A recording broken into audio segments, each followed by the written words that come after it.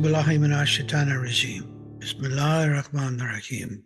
Alhamdulillah rabbil alamin ar-rahmanir rahim maliki yawmiddin. Iyyaka na'budu wa iyyaka nasta'in. Ihdina siratal mustaqim. Siratal ladzina an'amta alayhim ghayril maghdubi alayhim waladdallin. Amen. Ooh. How do you understand the term unlearning? Definitely letting go of things that I was brought up with, which don't align with what works for me now, or what's true for me now, but also letting go of a lot of old coping mechanisms that aren't serving me. Mm-hmm. Good.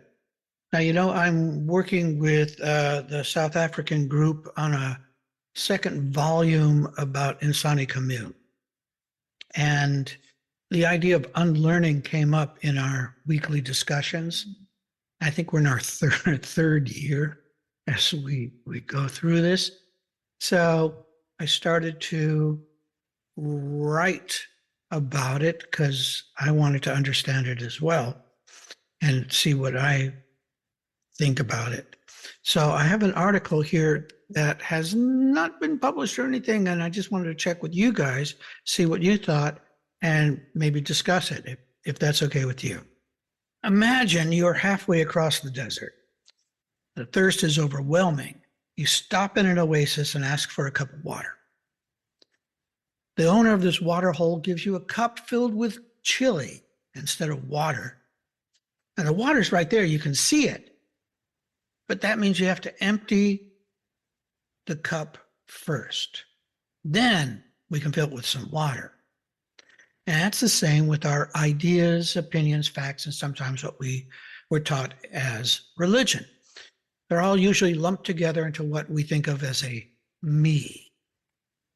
It's difficult to separate the ideas and opinions from the culture and the spiritual truths without taking the time, effort, and necessary objectivity. Now, you can stop me at any point and we can dive into that a little bit more. So what if you want to say something, go ahead. It's quite all right. All right. So this is when many people get confused about taking on a spiritual path and its teachings. You cannot just add on to whatever junk pile you've accumulated so far. Before you can actually use the teachings, you have to go back to your piled up littered area and slowly and carefully pick through the treasures and the trash. It is a fragile framework of incomplete philosophies that has barely served you, but kept you alive and sort of functioning. Some memories of the collection may have sentimental value, and those we can put to one side. Another sorting requires us to ask, do I need this anymore? This might concern a reaction set, like being annoyed by siblings or parents who seem so set in their ways that they won't change even though you may know what they need. Eventually, you might realize it's absurd trying to change others. Your responsibility is you, not others. Going through one's reaction set is a primary obligation. You can get rid of a lot of unnecessary grief, regret, and guilt, discriminating between needless old patterns. It does require a heroic kind of courage to put on the adult clothes and face the unpleasant demons, or nefs, or programming, or patterns, or habits we carry around with us. After several years of head-on shoveling the manure you've created, you will notice things are starting to grow. Good things.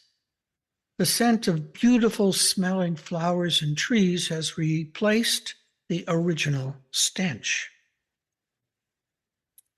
Now you're ready to start learning. But this kind of learning is quite different than the way you were first taught. This is a lot more subtle. That's why you need a teacher to help you to be able to see the difference between true lessons as opposed to imagined or wished for instructions.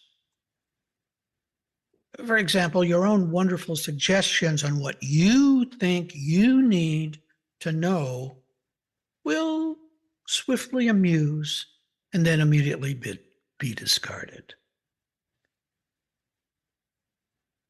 The you that was an amalgamation of opinions, habits, concepts, and fantasies is being whittled down day by day. We are getting closer to the self you originally came into life with. This unlearning is like weeding. It comes in predetermined layers for you specifically. Clearing out the top layer brings you obviously to the next layer. That problem you thought you solved, well, it turns out it was connected to a deeper problem. Because you assumed some misleading information. Now you've got to clear that out as well. But because you've already learned how to properly weed, you have more energy and are more efficient in the process. So you keep on weeding. This process of getting to the roots of the problems is life-changing. You cannot enter this path and not be transformed. Beginning to learn means unlearning who you thought you were. It also means learning about your authentic self, the one connected through your heart to the Creator and to every other living thing throughout all of the universes. Now, something that no one ever will tell you is that upon entering a deep and ancient spiritual practice such as Sufism, is you're going to definitely need a great deal of downtime. Things are going to occur that will shift your perspectives every which way. These revelations will surprise and throw you off balance for a while. It takes an unexpected amount of time to process and integrate these new discoveries into your life. These sudden moments of unveiling cannot be predicted, nor can you make appointments with it. Perceptions long dormant will suddenly reveal themselves into new ways of seeing. You will be entering what we call Allah's time. Everything is Allah's, you just forgot. And that remembering is what you will be experiencing. That is the importance of the unlearning, making room and time to learn how to be flexible and adaptable to this new period of awakening. You're going to learn that you know nothing. Your concepts of everything you know are off kilter. There's no balance. You're so full of yourself that nothing's going to be learned until you start dumping and flushing out your false self. It's in the way and your heart is thirsty. Empty that glass of you. Become empty. Then the deep learning can take place.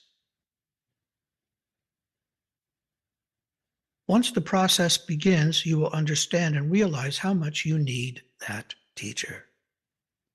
Their experiences about the path and their specific knowledge of you will help outline the road that at first seems so fuzzy and wobbly.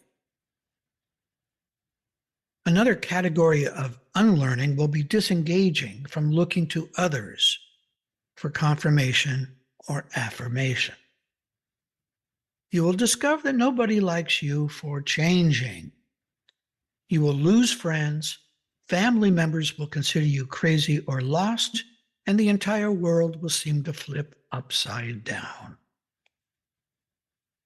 The consequences of stopping and looking within troubles many for many reasons.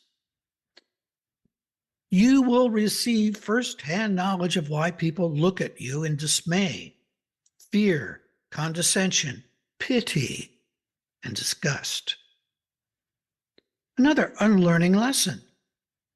You are not responsible for what others think or feel about you.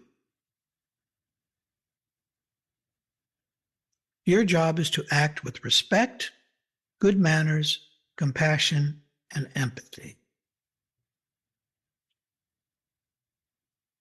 This path is known. It is well mapped. And those who have walked it know that we each must walk our own. I cannot walk it for you, but you will have comfort in knowing that we are here to support you and applaud your courage and intention, your commitment, and sense of humor that makes this possible. And how many hours a day did you do lessons? Said Alice in a hurry to change the subject. 10 hours the first day, said the Mock Turtle, 9 the next, and so on. What a curious plan, exclaimed Alice. That's the reason they're called lessons, the Gryphon remarked, because they lessen from day to day. And may your selfness, your nafs or ego, continue to lessen day to day. This path of love is learning the lessons you need to reduce the control of your made-up self. To bring your heart to peace, you must search out the real answers to those honest, heartfelt questions. Rumi says, on this path, let the heart be your guide, for the body is hesitant and full of fear. On the path of love, we are neither masters nor the owners of our lives. We are only a brush in the hand of the master painter. So that is what I bethought of Unlearning, Part 1. Your reaction, ideas, thoughts, comments? It struck me particularly the section that you had on we aren't responsible for how other people see us, and it's just our responsibility to behave with good adopt. Yes, we are each an ambassador of our own inner world. It would be nice if we treated each other with diplomacy. Thanks for sharing that with us, Sheikh. Yeah, sure. I also wrote one just a little while ago. And it was a little bit more like we were talking about how do we empty the self? How do we empty that stuff? So I wrote another thing to to answer that, because it kept coming back to me. It's easy to talk about the emptying of self. And, oh, you should do that. But it's really complicated for everybody. And each person has to come to it in their own way. There's no, you should do it this way. Go into the confessional booth and you will be received and pardoned and you will be cleansed. Your soul will be pure again. It's kind of like, that's not how it works. You can wish that. That would be nice. But that's not how it works. So are you open to hearing a little bit more? Okay. This is more about unlearning. So I called this one self-erasure. Unlearning the self. All right. Here we go. More on unlearning. When you have finally realized that you're not as important as you thought you were, and that you want to begin minimizing your nafs, There are numerous effective techniques developed by Sufis over the past several thousand years. These original tools have brought us, in a rather diluted form, the practices of psychology and its various modalities, hypnosis, naturopathy, meditation, visualization, breathing techniques, and others, though some require direct contact with a Sufi teacher. Your part in adopting a vehicle from this smorgasbord of instruments is to determine what works best for you. This will require experimentation. Watching what gives you the best results means that you need to closely observe, that is, to witness how your nefs react and if it works for you. For example, one of the many mechanisms I found that operates well for me is to purposely not to take myself so seriously. To do that, I counter my self-importance by assuming the role of idiot or fool. Instead of thinking of this one's opinions and ideas are vital for the continued thriving of humanity, the preference is to assume I know nothing. I will never have enough information, facts, knowledge, or anything of consequence to uplift or solve the world's or your problems. This allows me and others to laugh at myself, which I find irritates the nefs wonderfully. It's like throwing the searchlight of awareness on the sniveling little sucker who hides in the dark. The more light means the less the nefs can conceal. And that means I can keep better track of my annoying habits. The purpose of any kind of sourcing of an attachment or habit is to remove it from doing any more harm or interference. But this also means taking the time and effort to look honestly at one's specific upbringing and predilections. That means your specific foibles. As I hit my puberty years, I found my moods being either extremely high or horribly depressed. We would call that now manic depression. The up and down, back and forth emotional roller coaster tore me apart. So, my decision to cut the Gordian knot with self-deprecating humor was what this one tried for a while and found it worked. Still works. As for your precise situation, that is what you must analyze objectively and, if necessary, with professional help, like a therapist or sheikh. But before you enter into this work, I suggest you clarify your intention of why you are undergoing assistance for what may become a significant change. Be very clear with yourself and the guide of why you are there and what you expect to achieve.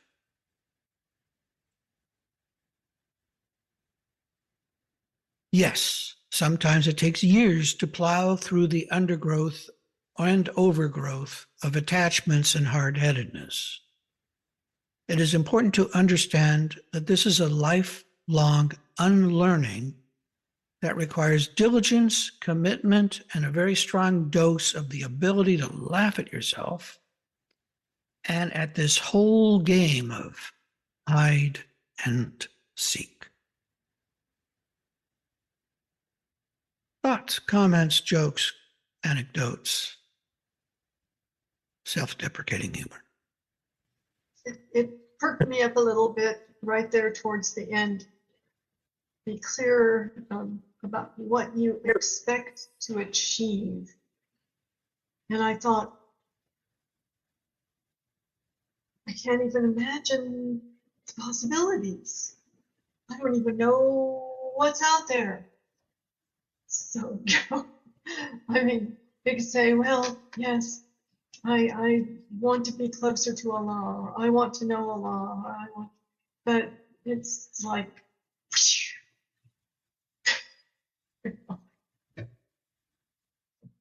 I understand. that's where I ended up. Yeah. Yeah.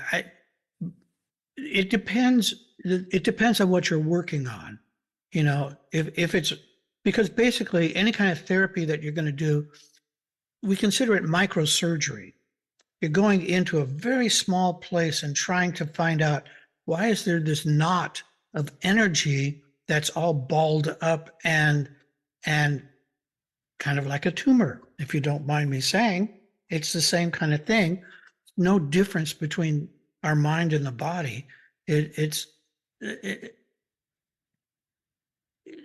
you have to be able to step back, you know. I mean, it'd be nice to have an x-ray of our personality and of our ego. That would be something. God damn, that was funny.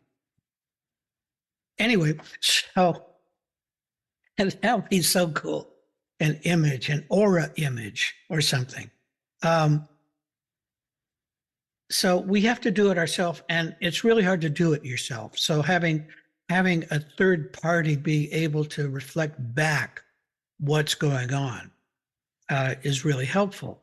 And that's pretty much what the training of a therapist is to do, is to help you see what you can't see by giving you some distance. I understand you to say that you like to wear your hair like a bandana. Okay, when did that start? Okay, well, we can talk about and allowing the free flowing of lateral thinking to come into being rather than trying to be logical about something that has no logic to it, except in an emotional sense. So by clarifying the intention, and this is part of Sufi training, is if you're going to do something, be clear about why you're doing it. What's the purpose of it? Because it's really easy while you're in the midst of it to get totally absorbed in the thing itself rather than how it fits into the big picture. But that's part of the process. And learning your own process is important because we all come in with various unique observational points of view, whether it's analytical, verbal, mathematical, oral, kinesthetic, textural, geometric. We come into these with different strengths and weaknesses of ability of perceiving. And learning how we work so that we can use what's around and available to us in the best possible way is important. And putting an intention there of going, I want to be able to understand this. That's a great way to approach it. You know, being clear about where you want to put that energy, because what that does also is it confines the investigation. And if we're going to approach this experimentally, that is scientifically, we need some empirical evidence about what's happening and some clear methods that are stable and have some assurance of getting you through to the other side, of resolving the situation, of making whatever is that ganglion of energy gone. Alameen, does that make sense? Yeah, perfect. Showcare make perfect sense. I was just hearing you talk and reflecting on those articles that you wrote. Just thinking about the unlearning and how I think for this one, for me, it's a little bit about I've come to about starting to realise when we talk about I think whether it's yourself or Sheikh Tanner in the past has sort of said, the brain can be a hindrance, and in the sense where, we tend to fill it up more with stuff. For me, it's I'm getting to a stage of trying to suspend, as difficult as it is, because it's like you have it for a couple of seconds and it goes about suspending thought, because I'm full of, I've got expectations, assumptions, amongst other things. And so it's like, yeah, reading the article, it sort of resonated, because I think, okay, if I suspend thought for a few seconds when something's happening, then rather than going into reaction or thought mode, and when I do go into reaction thought mode, thinking, well, where did these reactions come from? Where did these thoughts come from? And you sort of track it back. Yeah, the unlearning. It's it's sort of, that's where I went with it. Mm-hmm. Okay, so what I'm getting from that is the reactions come up, or you say, what do I think I know about that? And then looking at those and then sourcing those. That is, where did they come from? Where did I get those ideas? Yeah. Are they right? Are they wrong? What do I know about them? How true are they? Yes.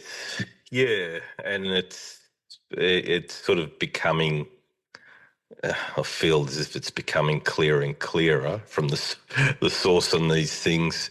And when you start to have more of a relationship with the source of it, then you really start to think, well, yeah, this has been filling up this has been jamming the system and interfering with you, sort of with the heart. But the other sort of interesting thing was this morning I was listening to, which sort of related back to the article. I was listening to a podcast from the States, and it was about a person who had spent a large period of his life in prison, but also about 5 or 6 years in solitary confinement.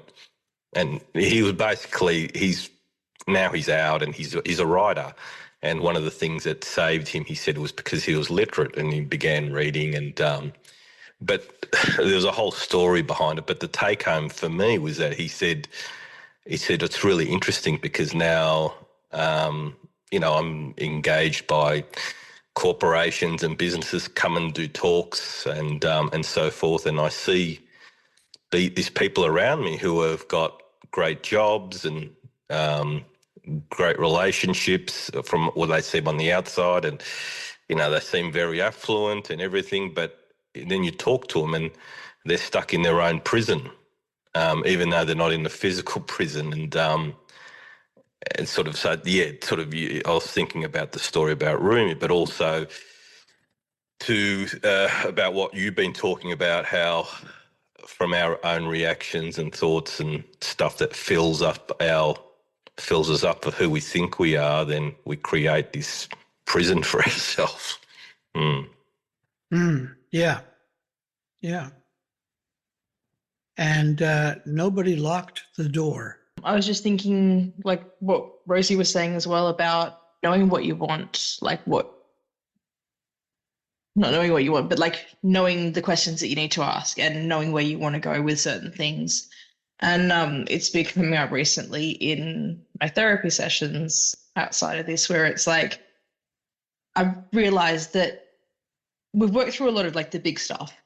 And then I went, yeah, I'm just kind of now expecting you to give me the answers as opposed to knowing the questions that I need to ask and what things I need to work on. And I was like, oh, yeah, that's right. I need to be big girl now. I need to make directions and choose the path as opposed to just letting others, shall we say, guide me, and realizing that you can't expect others to do the work for you.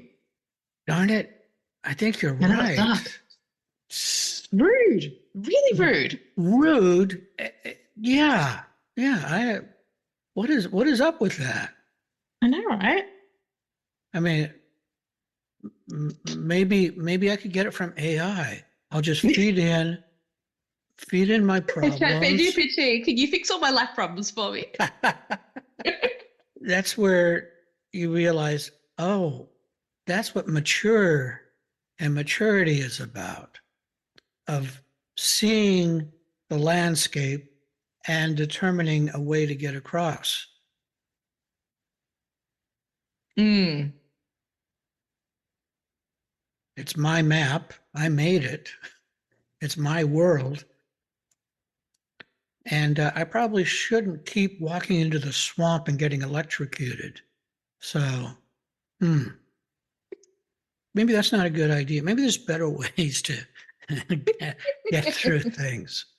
The feature with both of the writings that you did on Unlearning, what struck me with those was that I generally will be in the having the opinion or in the having the reaction, and not even stop for a second to think that there's something behind that. There's a source, maybe is the right word, but there was that came from somewhere, that it isn't me, and that's, I can't quite articulate the thought that I'm having about this, but it's almost like I was living inside of a painting or something like that.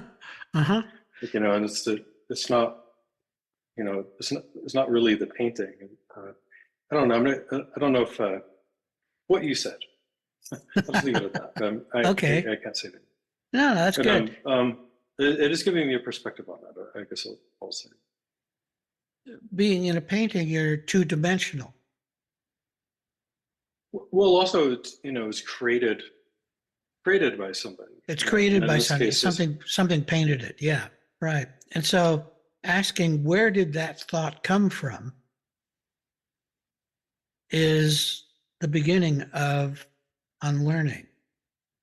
You have to be able to ask the question and then see what the answer is. Where did that come from? Oh, yeah, my dad used to say that.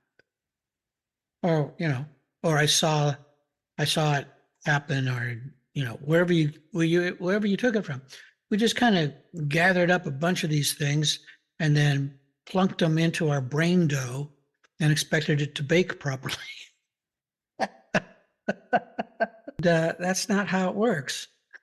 Yeah. There was something I was kind of turning over, but then this thing about, like, you're in a painting and it's something someone else created, and I suddenly felt, oh, and that's what happens every time we walk into that new job, or maybe we've just met some people and they say, why don't you come on over, and you're into somebody's new environment and it's something someone else has created and you're not quite sure, do I say this, do I extend that, how do I fit here, where do I sit down,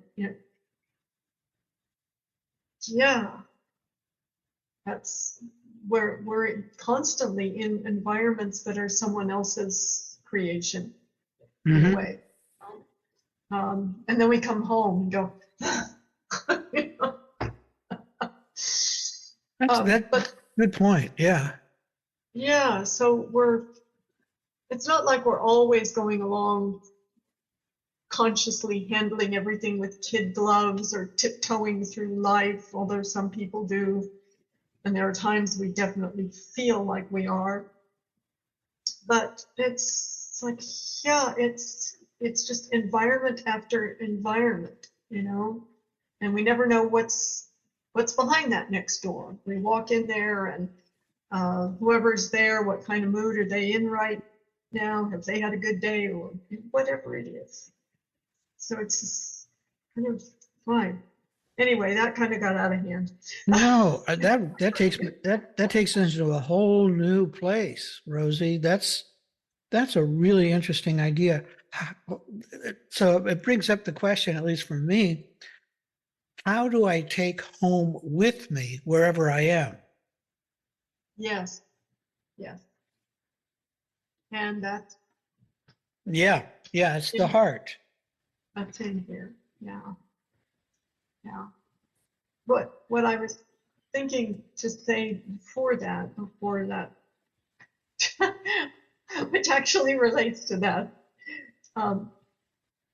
in I believe your second piece, there was the word subtle. And I don't know if it's just more and more over the years, I find it's just a slight turn of something opens up something entirely new. And it's these subtle little shifts that just open up and expand. And these subtle little things that smack me upside the head. Mm-hmm. Mm-hmm. And I guess that, I don't know, perhaps that's because we're training ourselves to be more observant, training ourselves to pay more attention, Mm-hmm. that, and inshallah, these things do happen for us. So Yeah, yeah. the attitude of coming into the path to say, I want to learn. I want to know you, Allah. And then shutting up so you can get whatever Allah is trying to get through to us. But we're so filled with what we think of as beautiful ideas and thoughts that we got, I don't know, so distracted by our own brain that we lose it. I know for me, in approaching it from the point of view of like Allah's trying to get through, would you shut up? Came to me very hard one day because I was trying to be appropriate in whatever is going on, and I was late for a meeting and I needed to get there. I liked being on time. I went out to the car and there was a flat tire. I got really mad, and then that little thing went tick, and I went, what if Allah is protecting me from not having an accident because I'm in a hurry? What if this is to help me rather than to hinder me? What if Allah is actually cares about me enough to protect me like this? And I took it the wrong way. And I go, oh, that's a different world.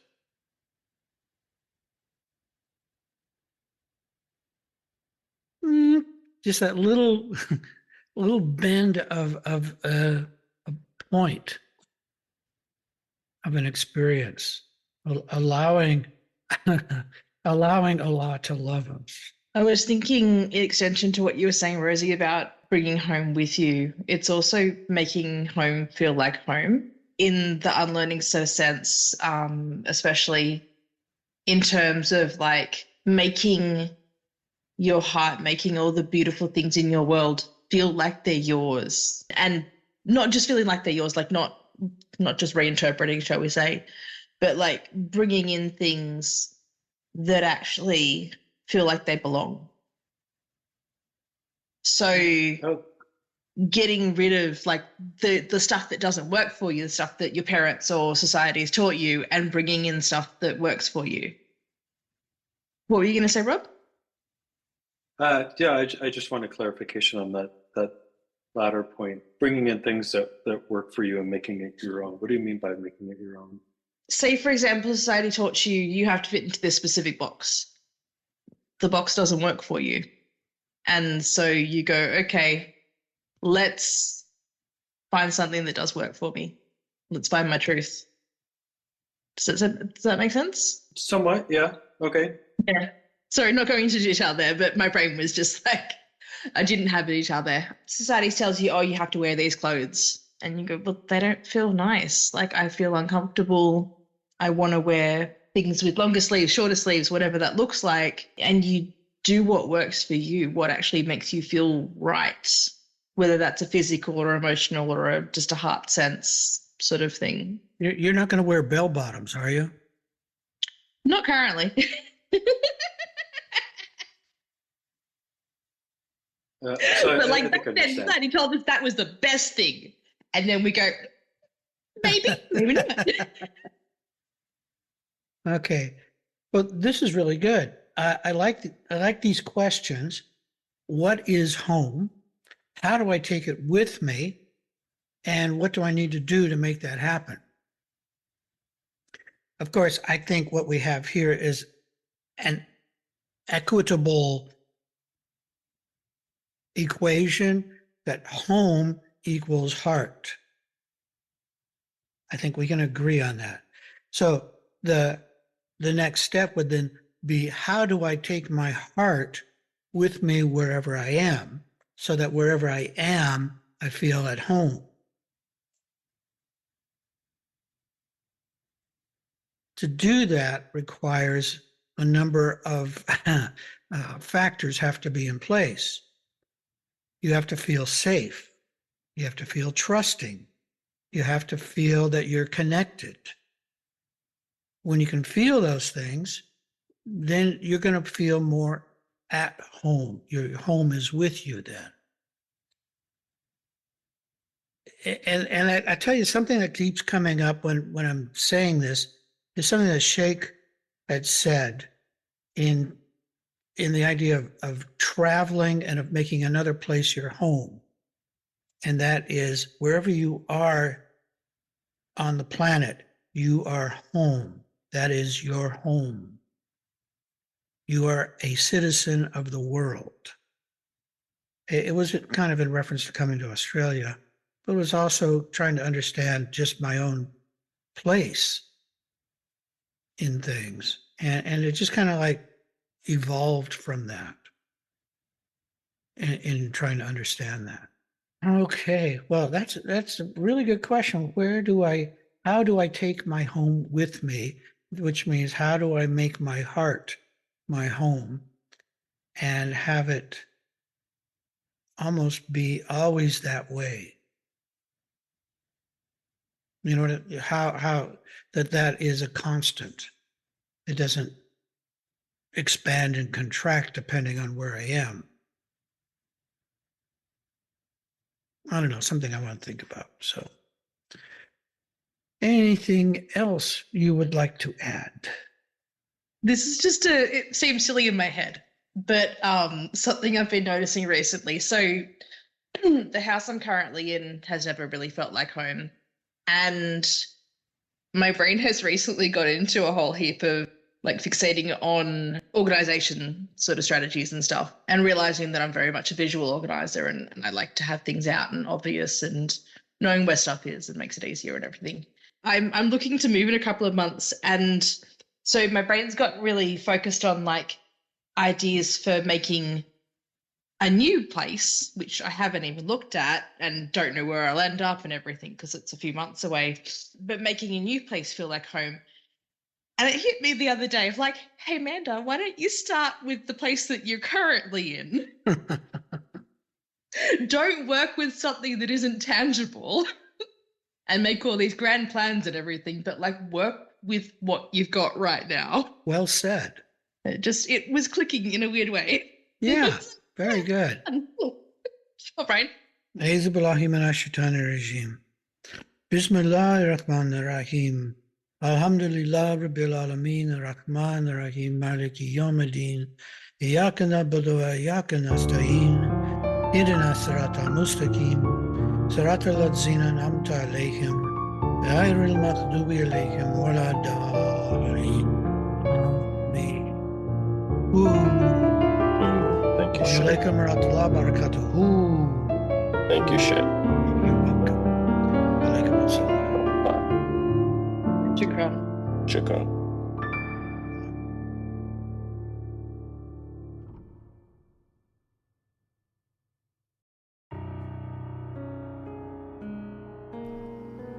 Salaam Alaykum, murids, seekers, curious, and interested listeners. We appreciate you and are happy to share our Sufi message.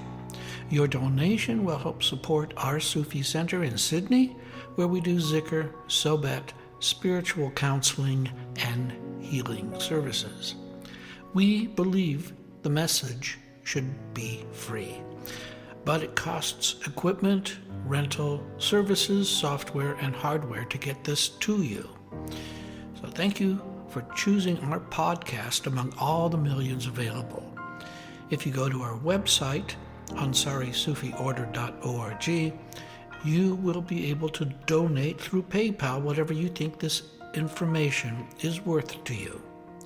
Blessings and love, the Australian Ansari Sufi Order.